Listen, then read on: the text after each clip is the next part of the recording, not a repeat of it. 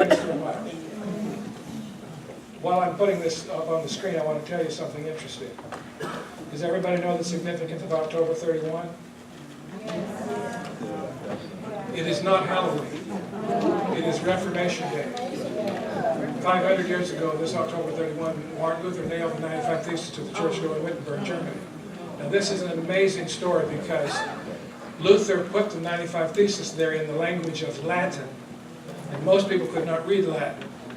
Only a few church people, and he put it there for that benefit. But the real interesting thing is someone took it down. Did you find it? Wonderful.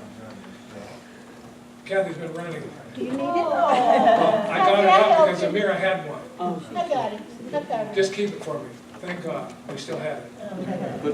Anyway, let me just tell you something interesting. Someone translated the 95 Theses into the German language, and because another German named Gutenberg, had made the printing press in Germany, they were printed and circulated all over Germany. Martin Luther became the best-selling author in all of Germany without attempting to do so. This is really, really incredible. And I'll just tell you, I feel so much about this. And it is true, I'm the briefcase person, Amira's the backpack person. And I don't mind telling you that Kathy and I have just been married 50 years. Our anniversary was on the 26th of the past month. And as our part of our anniversary celebration, we're going to visit Germany in next month and visit some time with the Reformation Tour. All right. That's our 50th anniversary tour. So thank you so much, Kathy, for looking for that. I'm your family anyway. Now what I want to tell you about today is something big stuff, really big stuff. My last presentation is going to be current events. There's going to be a lot of interesting things to you, I'm sure, that we'll appreciate talking about. But in this particular time, I want to talk to you about the devil's last big temptation. Let me just tell you something. If you are alive before Jesus comes, or during the time Jesus is coming, if you're alive to see the second coming, there will be a time in your life when you cannot buy or sell. Is this true? Yes. This is pretty big stuff. So I'm going to talk to you about the devil's last big temptation. By the way, financial embargoes is some of the strongest incentives anybody can do. There was about a 50-year period when you could not buy or sell to Cuba. You remember that? The point was trying to make them change their mind. We're doing that with many of the Middle Eastern countries right now, as you know. So these are a couple of statements to introduce it. It's also from Revelation 13, as you know. In the last great conflict and the controversy with Satan, those who are loyal to God will see every earthly support cut off. This means, when I drove the rental car down here yesterday, we stopped to get gas. Guess what I bought it with? Credit card. What if I put my card in and it says card's no good? So you walk inside, think the reader's not right, and I try it inside and it doesn't work there either. But if your internet's cut off, you can't use any kind of internet at all. You see what I'm talking about? What if your power's cut off? We're talking about the good old days then when you're cooking over the fireplace. You understand? If you have wood. There's going to be a very serious time. Because they refuse to break his law and obedience to earthly powers, they will be forbidden to buy or sell. Now, this is a big deal because Satan, this is the last day of events, page 149, for fear of wanting food and clothing, he's thinking of, this is a quote from the devil, they will join with the world in transgressing God's law. The earth will be wholly under my dominion. And you're going to have people coming to you, one of the 99 out of 100, that say, what is wrong with you? You're cutting off everything. What about your children? What about your family? You know, can you imagine this? It's just incredible. Not being able to provide for yourself and your family will be a fate almost worse than death. How can a person or a family prepare for this time? And this is what this is all about. If you only write 3 things down, you're going to see it in the next slide. This is interesting. You can prepare for that time by eliminating the 3 most significant elements that weaken faith in God. And this is what they are right here. The 3 elements, the greatest hindrance to faith, financial faithfulness, is debt bondage, being in debt, treasure stored up on the earth, and financial unfaithfulness to God. Those things.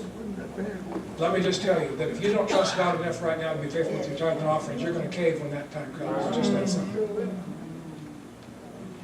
Now, I'm going to bring these all up again, so we'll do them one at a time and you'll be able to see them. The first one is debt bondage. What is debt, by the way? Proverbs 22, verse 7 says, the rich rule over the poor and the borrower is the slave of the lender. Is it true or not? It's true. Is bankruptcy an alternative for the Christian? What do you think?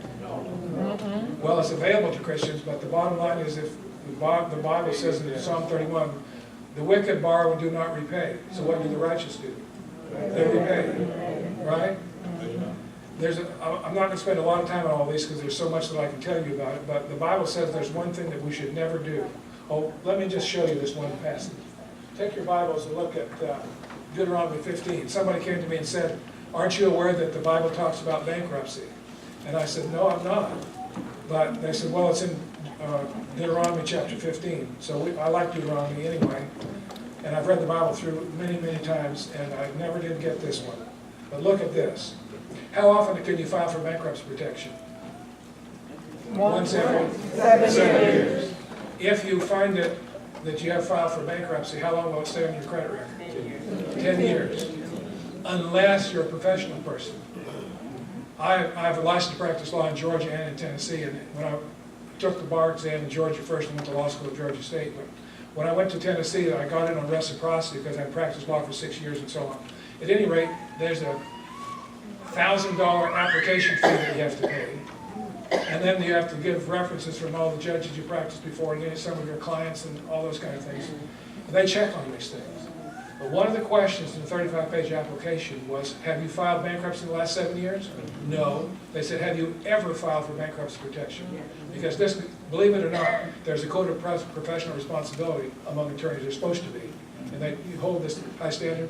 I get the bar journal from Georgia and Tennessee, and in each one of them, in the first part of the thing, there's a list of attorneys that have been disbarred for the since last month. This is amazing. And many of them were ones that did not follow the code of professional responsibility. For example, they used some of their clients' money if they're putting in their trust account, those kind of things. This is interesting. But I want to ask, let's look at this now. This is Deuteronomy chapter 15, verses 1 and 2. At the end of every 7 years, you shall grant a release of debts. Now, do you see 7 years there? That kind of reminds you of bankruptcy, doesn't it? But this is interesting because this is not written to people that are in debt. It's written to people, unfortunately, who have lent money to people. This is the form of the release. Every creditor who has lent anything to his neighbor shall release it, and he shall not require it of his neighbor or his brother because it is called the Lord's release. Now this is interesting. This is written to creditors or lenders. So it says at the end of every 7 years you have to forgive all the debts. I know that's put it up so Isn't that interesting? Guess how long you could borrow money for back in those days? 7 years was maximum at the beginning of the time. Isn't that interesting? Because the bankers don't have the tallest buildings in town because they're stupid. You understand? They're going to lend it to you only long enough for you to pay it back to them. 7 years, as long as you can be in debt of the Old Testament. Pretty interesting. Now, what does the Bible say about surety? What is surety? Surety is co-signing. The Bible says many times, 5 times alone in the book of Proverbs, you should never co-sign for anyone. If you co-sign for someone to get a loan, there's a problem already to start with because they're not a good enough creditor to do it on their own. Another one is, if you co-sign for someone, that debt is on your credit record until the debt is paid off. Most of the time, nearly 70% of the time, the person who co-signs ends up paying the note to save his own credit. So, I'm going to tell you a little illustration so you can get this. I have lots of illustrations I can tell you about, but I'll just tell you about our own family. What about signing notes for your kids? To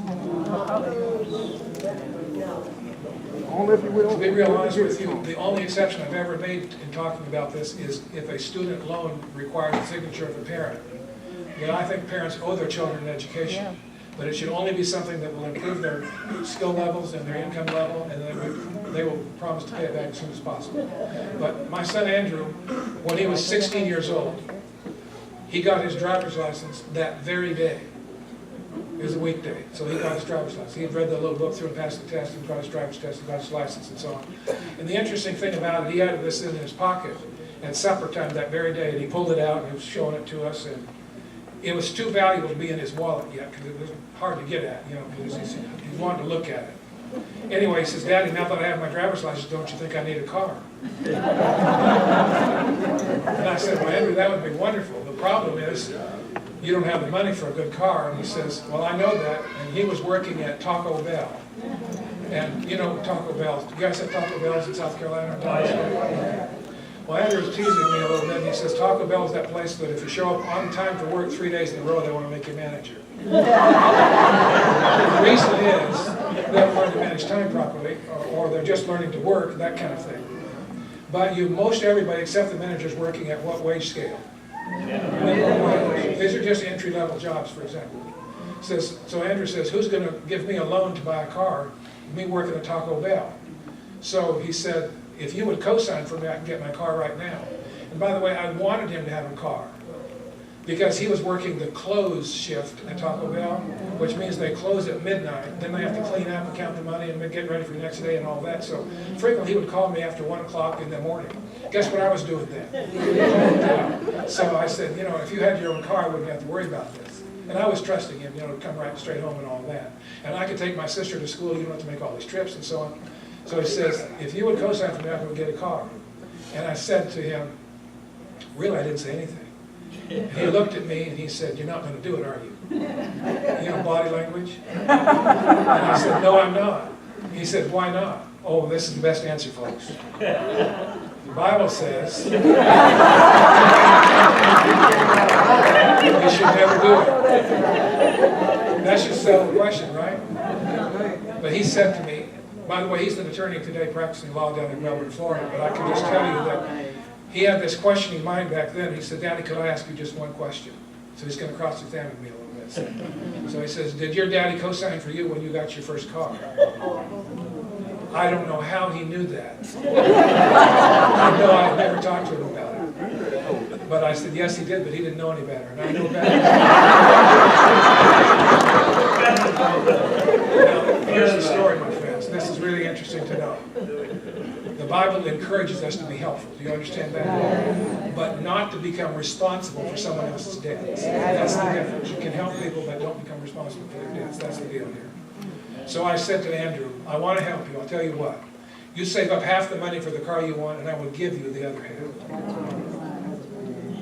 So Andrew worked extra during Christmas break at Taco Bell. He sold his big off-road motorcycle that he had, saved up his money from Christmas gifts and so on, and he saved up $1,500. And he says, Daddy, I have my money, where's yours? So we matched it together, and he bought him a nice used car. You get the idea? With him having that much money, do you think he took care of it? Really important. Okay. But the Bible says you should never co-sign for anyone. Personal surety is the difference between what you owe on something and what it's actually worth, and that's our own responsibilities. I will just tell you this without any fear of anybody saying it's wrong. Most people who are making time payments on an automobile owe more money on it than the car is worth. Is that true? You understand? I practice what I preach, so the last couple of cars that we've bought, we paid cash for them. And believe it or not, both times the sales manager tried to talk us out of paying cash. Because they get kickbacks from the bank. Well, I can even tell you another one. Melissa, our daughter, just bought a new car. And she had saved up to pay cash for it. And this is interesting because she got the price right. And then she said, well, how do I make the check out? Check? This is not a cash deal. If you write cash, it's $750 more. Melissa said, no, it isn't. Not with me. If you want me to buy this car, it's going to be what you quoted me. Because they get this kickback from the bank, but they don't get it if you don't finance. You understand? So they'd already given her this special deal. They had to go clear to the top manager, almost the owner of the place, to let her buy it for that price. So anyway, you can see what's involved there. The borrower, the Bible says the borrower is the slave of the lender. So remember what I told you earlier? You'll never be free till you are debt-free. Ellen White noted, this has been the curse of your life, getting the debt avoided as you would the smallpox. Now, when Ellen White wrote this, what was the worst disease known to man? Smallpox. And if you did get it, what was the prognosis for most people? Let no debt, this is Romans 13, verse 8. Let no debt remain outstanding except the continuing debt to love one another. You're going to see in just a minute that I'm very, very interested in helping people get out of debt. Several people. It's almost impossible for me to go anywhere and speak here anymore without someone coming to me and saying, remember you did that seminar at our camp meeting? We're out of debt now, praise the Lord. Somebody told me last night, just they paid their house off following the principles. So don't let any debt remain outstanding except the continuing debt to love one another. And this is from Ellen White in Adventist Home 392. When one becomes involved in debt, he's in one of Satan's nets, which he sets for souls.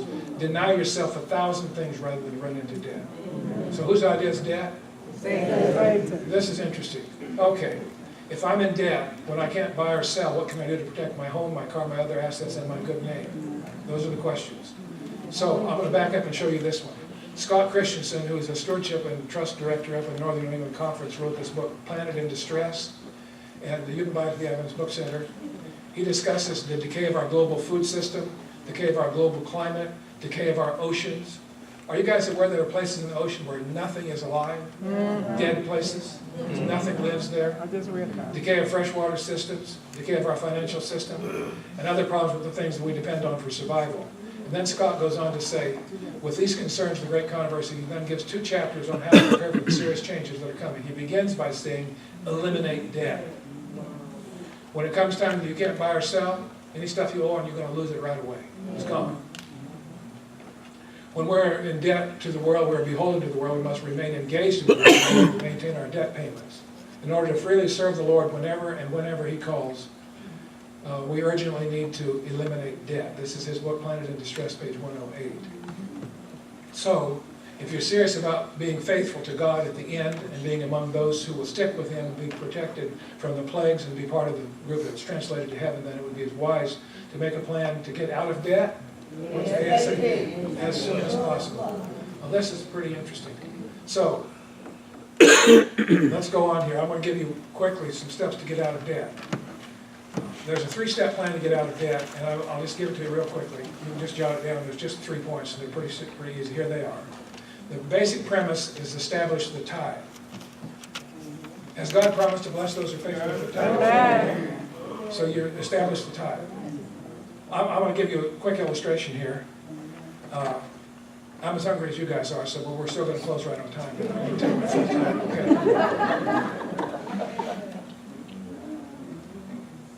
Some of you know my former administrative assistant who worked with me for 13 years at the North American Division, Lori Bryant. She's a graduate of Oakwood, is a good singer. Many of you know who she is. A very personal person. Kathy and I had the opportunity of spending a Sabbath with she and our daughter Melissa just a few weeks ago. But really interesting, I went out to speak at the SoCal camp meeting in California. It's a big camp meeting, and I had 2 sessions a day, public sessions. I was evening speaker and a whole bunch of busy. So I told Lori, if anybody calls for me, try to get their number, have them call back. Next Monday, I'll be back, Monday a week.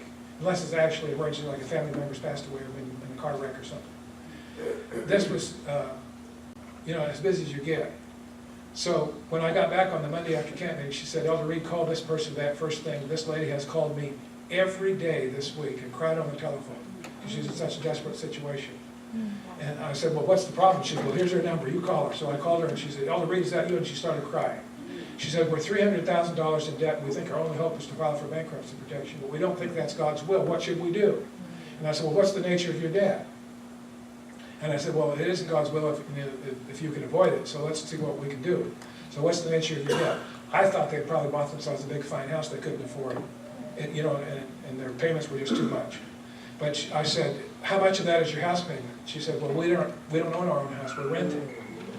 Then I said, well, what kind of nature of the debt is? And what kind of debt are you talking about here? And she said, well, my husband and I both got student loans when we were in college, both had student loans when we were in graduate school. And our student loans together are a huge amount, and we're behind on those. And then she said, we have credit card debts, and we owe. Well, we started this small business, she said, and you know that money that the employers take out of their employees' check for Social Security and those taxes and so on? We took it out, okay, but we didn't send it to the government, we spent it. The government's up against them now. Now, the real interesting part about it, she said to me, what do you think we should do? And I said, well, if you file for bankruptcy protection, you can't discharge any government-backed student loans. By the way, any young people involved or ever hear this, whenever you're thinking about getting serious with somebody, ask them what their student loan debt is, because if you marry that person, you just inherited that debt. Not that you shouldn't do it, you should go in with your eyes open, you understand, this is important. Anyway, I said, well, you asked me a question, what should I do? I'm going to ask you a question. Have you folks been tithing? What do you think she said? No, we can't afford to tithe. And I said, well, how can you afford to be without God's blessing? So if you want to give God's blessing, want to get out of debt, start tithing immediately. Try to catch up once you haven't been tithing. So here's the 3 points now. Once you establish the tithe, declare a moratorium on additional debt, which means no more credit spending. These are the 3 points. Make a covenant or a promise with God, and this is interesting, that you'll pay off your debts as quickly as you can, even if you have to live on porridge and bread. We say rice and beans, oatmeal, whatever. Make your list your debts from the largest to the smallest, and I talk about that is in descending order. I'm going to show you some of these things. This is the list. And please don't be upset by the triangle. This is not A.L. Williams or the Illuminati or anything. It's just an illustration. Okay? You start at the bottom. By the way, this is in It's Your Money, Isn't It? And also Faith and Finance. So if you have either of those books, you already have this. But the home mortgage should be the last thing you pay off. And why would that be the case? Because it's the The largest loan. And right now, the interest is still tax deductible, which it isn't on your credit cards and so on. No longer telling how long that will last. But at any rate, we have the credit cards and those kind of things. You start at the bottom. And I'll just tell you quickly how it's done. You have to make the minimum payment on every bill every month. You can't just say, well, I'm going to pay my house payment this month, my car payment next month. It's got to be the minimum payment on every one every month. But then on the one on the bottom of your list here, which is the smallest one you can take care of, typically they're the larger interest rates as well. But you say, whenever I get the extra money, I'll put it on that one until I get it paid off. Once it's paid off, then you put it on the next one and so on. It's called the snowball method. It just rolls it up and all you have left is your home mortgage. And people are very excited when they get to pay extra principal payments on their home mortgage. We won't get into that today. But I want to show you something interesting. Ellen White noted, be determined never to incur another debt. Deny yourself 1,000 things rather than run into debt. This has been the curse of your life, getting into debt, and avoid it is with the smallpox. And then she says, make a solemn covenant with God that by His blessing you'll pay your debts, and then you'll owe no man anything if you live on porridge and bread. Now the reason I'm telling you this, those 3 principles I just learned, I told you I learned them from Larry Burkett, who had Christian Financial Concepts years ago. Ellen White wrote all 3 of them on one page of the Spirit of Prophecy 50 years before Larry Burkett was born. I think that's where he got it. But, I learned it from him. But then I was studying, and this is Counsel on Stewardship, page 257. So you have this idea of making a covenant with God, no more credit spending, and then do not fall to be discouraged or turn back.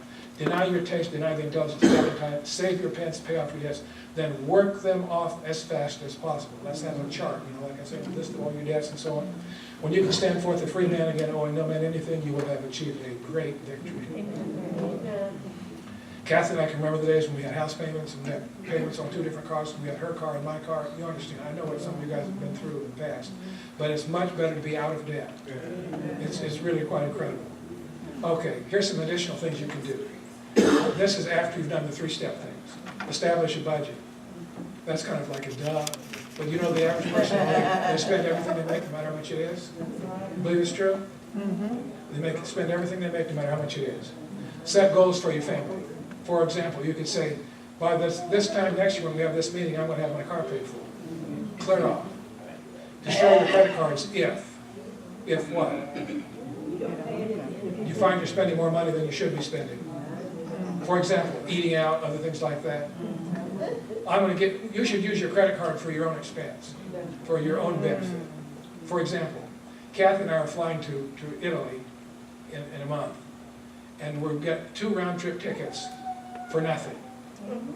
Except it costs me hours and hours sitting on plane rides around the United States. It's not free.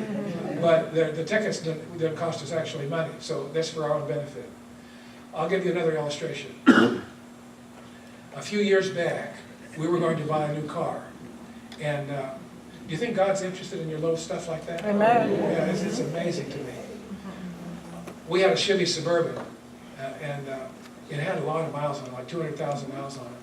And it was 9 years old or 10 years old or something. Anyway, I wondered what I could get for it, and I took it to a service station where a man had a similar one. He said, well, I'd ask $8,000. And I said, well, man, I was thinking $4,000. He said, you can always come down, but you can't go up. So I said, I'll put it in the paper. So a man called me. This is real interesting now. He said, I've just hurt my foot at work, and I need a vehicle to tow my race car. He has an old dirt track race car that he'd take out to places on Sunday afternoon where he was racing. But I need a vehicle. It's a 3/4 ton 4-wheel drive, so it's a good vehicle for that. He wasn't gonna put lots of miles on, just something he could use. Anyway, he said, my foot's in a cast and I can't drive it, I can't come see you, but if you bring it over to me, take me for a ride in it, then I'll decide whether I want it. So I went over, he and his wife got out of their house, got in the car, and I took him for a ride. When we got back, he said, I kind of like it. Then he said, come on in, we'll talk about it. How much did you say you wanted for it? It was in the paper, $8,000. So he went back and he said, talk in the back bedroom, and I'm sitting in the kitchen with his old cat rubbing on my legs and stuff.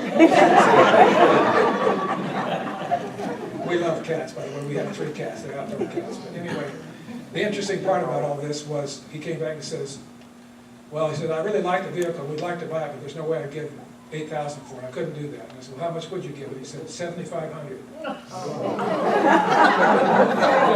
So I said, well, we could probably do that. We haven't heard the funniest part yet. He says, come back tomorrow with the title and your other car, with your wife could take you home. And he says, I'll buy the car for $7,500. When I came back the next day, he came out with the cash. I don't know how many, $7,500 bills. Wow. Is that the right amount? Yeah. That's the most money in cash I've ever held in my hand. I went straight to the bank to deposit, so I wouldn't lose anything. You know that even though I'd been a regular customer at that bank, they made me do my thumbprints. It's pretty interesting. Well, that was the one side. The other side is this one. GM had a MasterCard that you could use your credit card, GM MasterCard, General Motors MasterCard. And so we were going to buy the replacement for this vehicle. We knew it about a year and a half ahead, so we started using that card. Our kids were both at Andrews University at that time, and it was costing us like $1,500 a month to keep them there. It's not cheap, you understand. Anyway, instead of just sending them a check, we put it on our credit card. And those things kept adding up. I tell you, airline tickets, all those things on the credit card. So when I went to pay the car off, we ordered one and it came in. And the credit manager, or the sales manager who I dealt with said, well, how did you want to make the payment? I said, well, I want to apply my GM credit first. And he said, sure, what's your card number? So I gave him my card, and he's sitting behind his computer, so you guys can't see the front of my computer right now, the face of it. So he typed my number in, and he says, that couldn't be right. So he said, let me see that card again. So he rebooted the computer, put that back in, and he says, it says you have $4,200 credit for your new car. And I said, well, that's what they told me on my last statement from them too. So we had spent a lot of money, you understand. But the interesting part about this was, he says, you and Kathy stand up here. So we stood up and shook his hand. He says, congratulations. You have the highest rebate of any customer ever in the history of Fox Chevrolet in Lower America. Then we paid cash for the balance. And now, isn't that incredible? Amen. Because God was with us on the one end to sell the other car.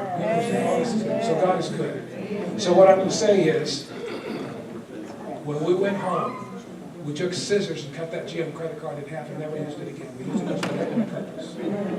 We used it for our benefit, do you understand? We used the tickets for our free tickets and those kind of things. Okay, just an illustration. Purchase depreciating items with cash. What isn't depreciating? Depreciation is losing value. Real estate is about one of the only things, in fact, it even did 8, 9, and 10 this year, this past decade back.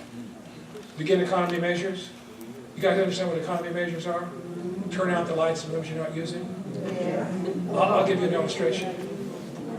I'm sorry to give you some of the illustrations, but these are really funny, and they actually work. When we lived in Maryland, we had generally 2 big snows a year. Some of them were 20 inches or 24 inches deep. We would measure in our yard how deep the snow was. Well, you can imagine what your heat pump does during those times, those months. We had bills like over $300 for our heat bill. So Kathy and I decided that we were going to turn our temperature down to like 60 degrees. The only difference between being inside and outside, it wasn't windy inside the house. We're wearing clothes in our house. There you go. Long johns and stuff in our house. But the next month our bill was down to $120 again. You get the idea? I wouldn't recommend that if you have little kids, but the whole point is there's things you can do for economy measures. Okay. And then finally, this was the most fun one of all. Have a sale. So have an inventory of your possessions, sell off actually what you don't absolutely need. So this is everybody gets to participate. How many of you think that you may have stuff in your possession that you will never use again as long as you live? So what does that mean? Have a Okay, we're going to go on. And then the second one is treasures laid up on earth. Now, I talked to you last night about the rich young ruler, so I'm not going to mention him again, but I will show you one other major illustration in the Bible. This is an artist illustration of Lot on your left there talking to Abraham. Yes. When God had blessed them, by the way, do you think God can do whatever he says he can do? Amen. So God said, if you leave your home and I'll bless you, and all the nations of the earth will be blessed because of you. Well, you read in Genesis the 14th chapter, he became very rich in livestock and possessions and so on. And Lot, who went with him, was very rich. They became so rich they had to divide themselves up because there's so many animals they couldn't have grazing rights. So Abraham said to Lot, we're going to have to divide because it's not good for brethren to argue. Then he said, you choose. If you want to go over here, I'll go over there. If you want to go over here, I'll go over there. And Lot said, what should Lot have said then? Gave him the first Gave him choice. Well, you're the senior man here. I'm just coming along. Why don't you choose first? But he didn't. He said, there's a beautiful valley over here and the river runs to it. I want to go over there. And one of the saddest verses in the whole Bible is in the last verses of Genesis, the 13th chapter, where it says, he pitched his tent towards Sodom. Next chapter, we have him living in Sodom, as you know. Right. Very, very interesting situation. But God is telling Abraham one interesting thing. He says, your kids are going to be like, your descendants are going to be like the stars of heaven and the sand of the sea. So one day, something interesting happened. Abraham was sitting out in the door of his tent, and he saw 3 men going by. Did he know who they were? No. Not at that time. He ran out and said, you guys must be tired. I know your feet are killing you. Come in, let me wash your feet, and I'll give you a morsel of food. In the course of the conversation, it was God and 2 angels, as we know after the fact. God said to him, tell me about your family. He said, well, I'm getting up there in years. How old was he? 90. 99 years old. And his wife is 89 years old. And God said to him, tell me about your family. Well, it's just me and the wife. But God said that your kids are going to be like the sand of the sea and the stars of heaven. Yes. God says, say again, how many kids do you have? None. And then God said to him, This time this next amazing thing. About this time next year, Yes, your wife will have a baby boy. Yes. Now, when I was taking domestic relations in law school, I remember that the oldest at that time that a person had ever been that had a natural born child in America was a lady in New York City that was 58 years old when she conceived the born child. This lady is 89. Impossible. Past menopause. I mean, you're talking about somebody who just is not childbearing age, but she did. Can God do whatever he says he can? Well, the interesting part about that is, in that conversation about the blessings, God told Abraham, Abraham told God, excuse me, when they were coming there, Abraham thanked God, and then they started to walk away, and Abraham walked with him part of the way. I'm just trying to tell you this from my own words, but you can study it. It's the 18th and 19th chapters of Genesis, chapter 18. Amazing. He said to the angel, should I tell Abraham why we really came down here? You guys go on ahead to the 2 angels, and I'll stop and talk to him because he obeys us, keeps our laws, and so on. So it says, we have heard that things are really getting rotten down in Sodom. That's where we get the term sodomy, as you understand. And we have come down to investigate. Don't ever think for a minute there's not an investigative judgment. Because there it is for sure. Very interesting. And he says, if things are as bad as we've heard in Sodom, this will be the last night on earth for Sodom. And I want to just tell you how great God is. Abraham said to God, but what if there were 50 righteous down there? Because remember, he thought of Lot right away and his wife. They've got a little small branch Sabbath school going by now, for sure. There's 50. Right? So he said, what if there were 50? God said, for the sake of 50, I would not destroy it. So Abraham then said to God, what if there were only 45? And God said, for the sake of 45, I wouldn't do it. Well, the interesting thing about it, he gets him down to 40, then he starts going by 10. What if there were only 30? What if there were only 20? What if there were only 10? And God said, for the sake of 10, I would not destroy it. Now, here's something amazing. Yes. God never stopped granting mercy until Abraham stopped asking. That's right. He said, That's he right. could save it for one person, but he stopped at 10. And you understand something interesting. Now, there's 2 things I want to tell you about what happened next. When the angels arrived at Sodom, they pretended like they were traveling salespeople, and they were just going to roll out the bedrolls in the city square and spend the night, as typically salespeople did. But Lot saw them, and he had some of Abraham's hospitality, so he invited them to his home, as you may remember.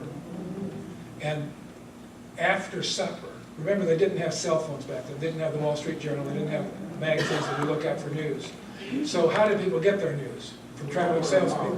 What's happening out here? What's happening out there? What's going on? So they're talking after supper. And then all of a sudden, this big crowd of guys start banging on the outside of Lot's house.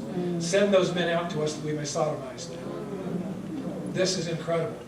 I'll never understand why he offered his daughters. I will just never understand. Right, yes. But this is part of the culture apparently. But at any rate, he went out and tried to reason with them, and they said, "Get out of the way, you foreigner, we will kill you." And so this is interesting. The men came to Lot's house disguised as salespeople. But when that happened, they opened the door, and one big strong arm reached out and pulled him back in and said to him, they closed the door and barred it, struck everybody outside with blindness. This is interesting, what I'm going to tell you next. This amazing story is, I think the angels grew in their full size. Wow. His little old 9-foot ceilings would hardly hold them in there. And he said, "We're not here selling Fuller Brush and Melaleuca. We're hearing from God. God sent us here." And we have been sent to see what it's like down here, and we've seen enough. This is the way the last night on earth. And then he said, "Do you have anybody else here that you could talk to, that we should talk to?" Well, sure, his grown kids. Now here's the thing I'm going to tell you. Do not think for a minute that you can live for the devil your whole life and change in a minute. It's not going to happen. Right. So he goes to his kids. Maybe they went to church school and academy, even graduated from our colleges. But now they're down there enjoying the lifestyle. You know, you understand what I'm talking about, the lifestyle? The interesting thing is, he knocks on the door. It's late at night by this time, and he should have been in bed already. When he opened the door, his kid said, "Dad, what's wrong? Is something wrong with Mother?" "No. There's something bad wrong, I can tell by looking at you." He says, "You may not believe this, but there's 2 angels from heaven in our house right now. And they said that they're going to destroy this place tonight. If we leave, we can be saved." What was their response? Thought he was drunk. They laughed at him. They laughed at him. "You've had pizza too late, or something's wrong here. This is not going to, there's no way what's going to happen." So interestingly enough, when Lot went back to his family, he told the angels, "I'm not leaving either. The kids won't leave." They argued with the angels all night as to why we should not leave. And the Bible said, as the morning dawned, the angel said, "It's time to leave." And one angel took Lot and his wife, and the other angel took the 2 daughters. "You guys are going to see this in the millennium. You've got to get to heaven because we're seeing this thing." They levitated them out over the wall and set them down outside the city. The Bible says they sat them down outside the city. Because, you know, they didn't open the gates till morning. And Ellen White adds, "And God, who had stayed behind to talk to Abraham, met them on the outside. And it was the voice of God that said, 'Do not look back.'" Incredible story. But his wife looked back and she became a pillar of salt. While Lot was arguing with God himself, "I can't go to the mountain. Some wild animal will get me." Or, you know, "I couldn't sleep on the ground anymore. Since Pathfinders, I just have given that up completely." There's this little town up here called Zoar. Could I go over there? You understand? Ellen White added this. His wife stood on the plain of a pillar of salt forever. That's Review and Herald, December 11, 1900. She died the second death right on the spot. Well, this is interesting. Why did she look back? Her heart was still in Sodom. Patriarchs and Prophets 162. Her possessions, her wealth was still in Sodom. Her children were still in Sodom. Now I want to show you something. Every person who leaves this earth alive will have those same situations. And you have to determine something interesting. One of the shortest verses in the Bible, the words of Jesus, will be read in the red letter edition of the Bible, Luke 17:32. Remember Lot's wife. Now when you remember Lot's wife, you don't just think, "Yeah, wasn't she that woman that turned into a pillar of salt or something?" That's not how you remember Lot's wife. You remember by that no person or anything is worth trading for eternal life. You have to decide that ahead of time because the pressures will be tremendous, tremendous for you to compromise. Think about it. So Lot entered Sodom a wealthy man. He came out with nothing. On the other hand, Jacob left home with nothing, but he returned a wealthy man, but we're told in Fourth Testimonies, and also Counsel on Stewardship, page 99. God blessed him because of his faithfulness in tithing. So the desire for wealth, the desire for money, the love of money, the desire for wealth is the golden chain that binds people to Satan. That's in Little Steps to Christ, page 44. He who builds with his Lord's goods not only loses the talent lending of God, but loses eternal life. Of him it is said, cast ye then profitable servant into outer darkness. The faithful servant who invests his money in the cause of God to save souls, employs his means for the glory of God, and will receive the commendation of the master. Well done, good and faithful servant. We've talked about this. When our treasures are stored up on this earth, the closer we come to death or the second coming, the more stress will be on our hearts, the more stuff you make you control. And we'll be separated from our stuff. But on the other hand, when our treasures are stored up in heaven, the closer we come to the end of life and the second coming of Jesus, the more excited and eager we'll become. Such people will look with great joy to the prospect of leaving this earth behind. That's really important. So where your treasure is, there your heart will be also. Now this is interesting. I told you one of my other presentations that everything on this earth is going to get burned up. Look at this. This is Counsel on Stewardship, page 60. The work of God is to become more extensive, and if his people follow his counsel, there will not be much means in their possession to be consumed in the final conflagration. Not much of your stuff is going to get burned up. All have laid up their treasure where moth and rust cannot corrupt, and the heart will not have a cord to bind to this earth. So we're going to look at the last one now. This one is very interesting, and this is financial unfaithfulness to God. My bottom premise here is if you've not learned to trust God with your money now, you'll not do it in the future. It's not going to happen overnight. Okay? Most people don't understand this, but the devil, God is coming and going. And he knows what each person's weaknesses are, but materialism plays a major part of the great controversy. Testimonies to Ministers, page 474, is a very interesting statement because Ellen White actually saw one of the devil's workers' meetings. This is one of God's workers' meetings here, isn't it? But when the devil has a workers' meeting, he's in charge and he's talking to people. And so this is a quote, not just because it's from Testimonies to Ministers, but Ellen White is quoting what she heard the devil say. Go make the possessors of lands and money drunk with the cares of this life. Present the world before them in its most attractive light, that they may lay up their treasures here and fix their affections upon earthly things. Do you think the devil's been successful at this? Yes. Very amazing. We must do our utmost to prevent those who are laboring God's cause from obtaining means to use against us. Keep the money in our own ranks. The more means they obtain, the more they will injure our kingdom by taking from us our subjects. Make them care more for money than for the upbuilding of Christ's kingdom and the spread of the truths we hate, and we need not fear their influence. Ellen White does not underline, but I underline for her. Here it is. The devil says, for we know that every selfish, covetous person will fall under our power, will finally be separated from God's people. So generosity is for our own benefit. Amen. I just did our taxes with power. I need to tell you this because it's pretty important. Kathy has been the manager of our family for the 50 years we've been married. She writes almost 99% of the checks, all the money management. She keeps our budget and all of that. But once a year, she gives me all the stuff that she's managed nicely and says, you do the taxes. So I don't cheat on my taxes, but I use TurboTax. And it prints the forms and everything. It doesn't, with her organization, it doesn't take me but half a day to do ours. And if I could concentrate, it would even be less time than that. But at any rate, this is interesting. I just did our taxes because I have to pay a little bit. I wait till the last month to do it. Anyway, because they don't take Social Security out of the pastor's salaries, as you may know. So I have to pay it myself. Anyway, the interesting part is, when I listed my contributions, I couldn't deduct all the contributions I've made, because you can only take off 50% of your adjusted gross income. So it's going on to carryover for next year, which is on to the last year's carryover. I've got carryover until Jesus comes. Amen.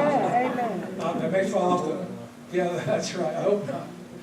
The real interesting part about this is, you're going to see in my last presentation, I believe we're very near the second coming of Christ. There's so many amazing things happening in the world today. If you don't believe Ellen White was inspired, and you don't believe the Adventist interpretation of Revelation 13 is inspired, wait until you see this afternoon. This is pretty amazing stuff. Okay, I'm going to mention the significance of tithing. And we still have about 15 more minutes, don't we? Yeah. Leviticus 27:30, not Malachi 3:10, is the real legislation for tithing. And this is where it says, all the tithe of the land is the Lord's, it is holy unto the Lord. And this is interesting. I want to just tell you, who does the tithe belong to? God. So we're returning our tithe to the Lord, and this is very, very important. What could God do with the tithe if he wanted to, since it's his? Anything. Anything he wanted to. Now, the interesting part about this, he could take it back to heaven if he wanted to, but does everybody understand he does not need the money? And this is interesting. He could also say, well, here's the tithe. This is your offering, so I'm going to put it on a big cauldron and burn it up. You ever seen them burn up a church mortgage? You know, where they bring the mortgage and pay it off and burn it up? Could God burn the tithe if he wanted to? What did God decide to do with the tithe? That's Numbers 15:21. And that is, I have decided to use the tithe for the support of the Levites in Israel, in exchange for the work they do, the work of the tabernacle of meeting. So God is saying, I'm going to support the ministers with the tithe. But the tithe is God's to do with. We don't decide that. Amen. And by the way, neither do the pastors. That's right. And most of you are likely aware that the pastor, if you're a church treasurer, or ever have been one, he doesn't come to you and say, my car payments, do I need the money? Because the tithe always goes first and only to the conference office from which the pastors are paid. So in the Adventist church, the conference office is the storehouse. Pretty interesting. Now here's something about faithful stewardship. This is a reference I want you just to write down. The 9th volume of the Testimonies, 245 to 252, called Faithful Stewardship, is Ellen White's seminal writing on tithing. If you ever have any question about tithing, the answer is given right there. For example, should I send any of my tithe to 3ADN? No. Even though there are godly people working there? No. No. Ellen White says of independent ministries and supporting ministries, these should be supported, but not from the tithe. She says it in there.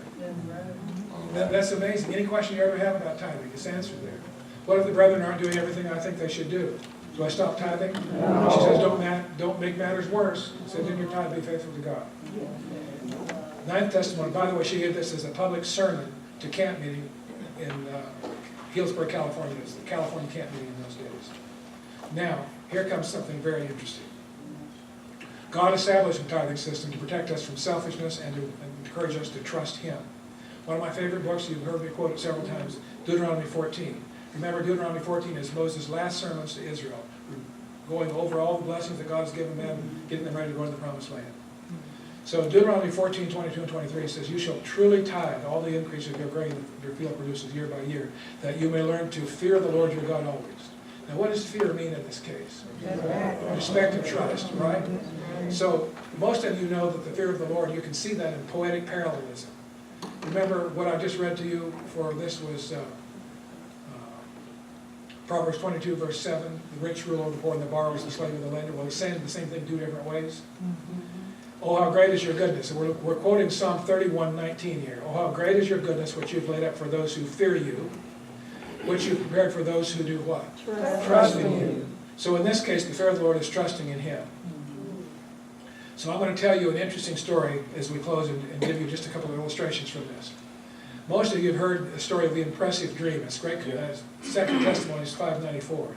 You'd think this is the kind of thing that would be in early writings, but it's actually in 2 Testimonies 594. She said, while at Battle Creek in August of 1868, I dreamed of being with a large body of people.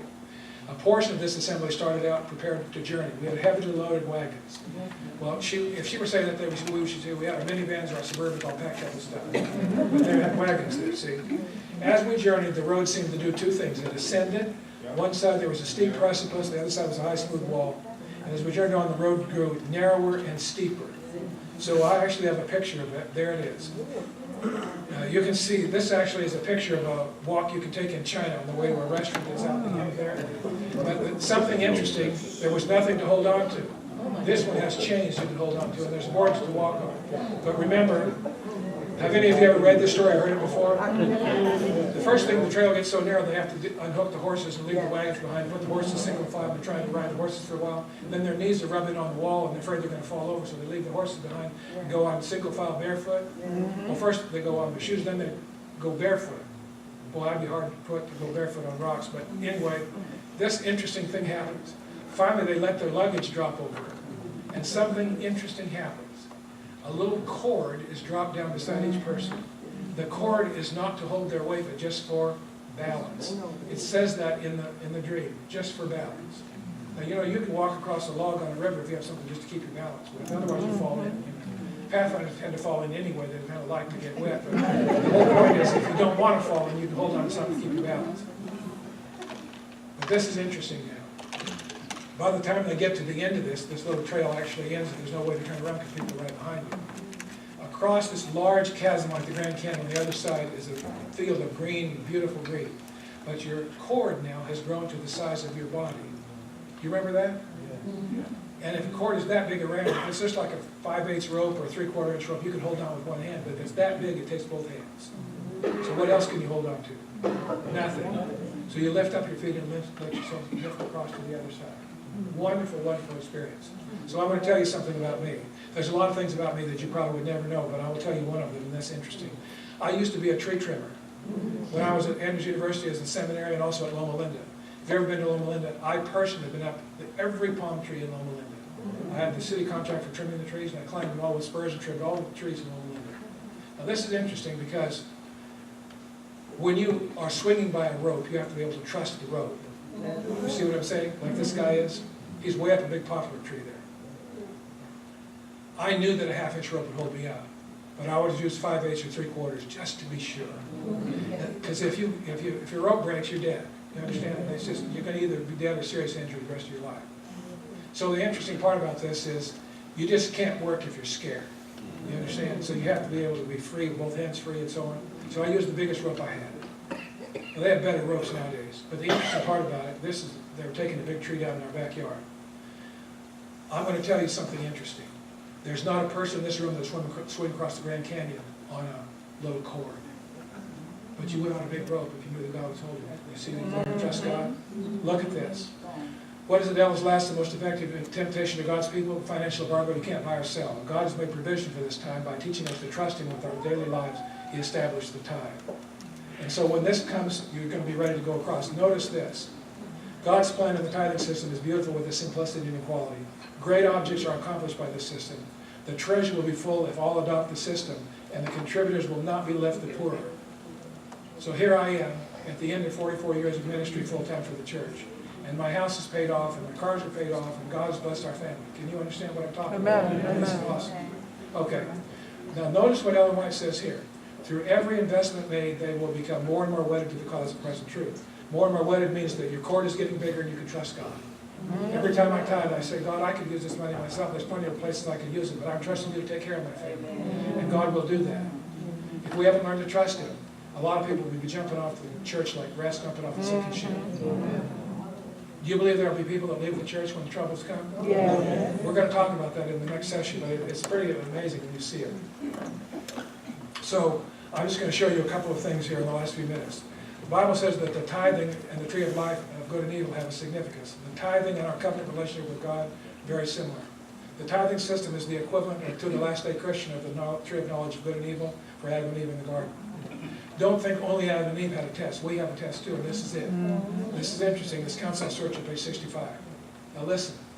God's put Adam and Eve in the Garden of Eden and said, of all the trees I've created, you may freely eat. Is that true? Amen. And God says, of all the stuff I've given you, you're free to partake, use it. And He says, I've only asked you to return to me the tithe. This is pretty interesting. So I want to show you this. When I went to Loma Linda and I got a master's in public health, one of the first things we learned that it's not good to eat between meals. Community nutrition told us that. Do you know that people that eat between meals have more obesity problems, more diabetes problems, more hypertension, more calories, cavities I'm talking about? Excuse me. At any rate, so I thought when Eve ate this fruit, she was eating between meals. And that's probably caused the problems for the whole world. This is not the case. Ellen White says, and this is Education, page 25, there was nothing poisonous in the fruit itself, and the sin was not merely yielding to appetite. I put these numbers in, but that's the only thing that's added. It was distrust of God's goodness. God's not going to take care of me, I'm on my own. You understand? Disbelief of His word. Well, God said this, but I say, and a rejection of His authority, that made our first parents transgressors and brought into the world the knowledge of evil. So you don't trust God, disbelieve His word, and reject His authority. So, when we're faithful with our tithe, we show God that we trust His goodness, we believe His word, and we accept His authority. Does that make sense? Amen. Okay. Whenever people, by the way, this goes good for offerings as well. Whenever God's people in any period of the world have cheerfully, willingly carried out His plan of systematic benevolence, that it would be the tithe, and in gifts and offerings, they have realized the standing promise that prosperity should attend their labors just in proportion as they obeyed His requirements. When they acknowledge the claims of God and comply with His requirements, honoring Him with their substance, their barns were filled with plenty. That's interesting. Okay. He who gave His only begotten Son to die for you has made a covenant with you. What's a covenant? A promise or an agreement. And He gives you His blessings, and in return He requires you to bring in your tithes and offerings. The big question is, do we tithe to get blessings, or we tithe to blessings God's already given us? We tithe to blessings that God It's already come, hasn't it? Yes. We're just faithful to God. This is not a works type thing. I just want to talk to you about the honest tithe. I think that's the last thing we'll talk about. 3 elements of an honest tithe. They all begin with P in the English language. The portion of percent, which is 1/10.